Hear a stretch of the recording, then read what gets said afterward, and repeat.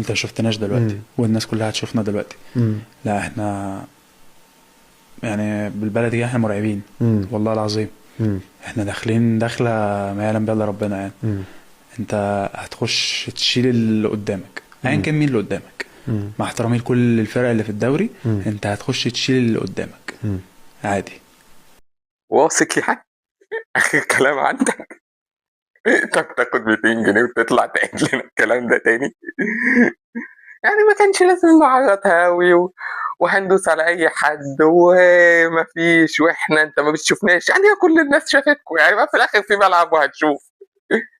بس والله لو كان في كلمه صدق اتقالت في الفيديو ده من بجد مروان، هي كانت داخله ما يعلم بها الا ربنا فعلا على جمهور الزمالك، وخسروا فيها كل حاجه، والاهلي حسم الدوري وما احتاجش انه يلعب الزمالك الماتش الثاني عشان يحسم الدوري، هو حسمه بكميه النتائج السلبيه، واخر تعادل للزمالك، ونهاها الاهلي بدبل سكور وفوز في ماتشه الاخير على سبورتنج، والدوري في الجزيره، وملوك اليد للسنه الرابعه على التوالي.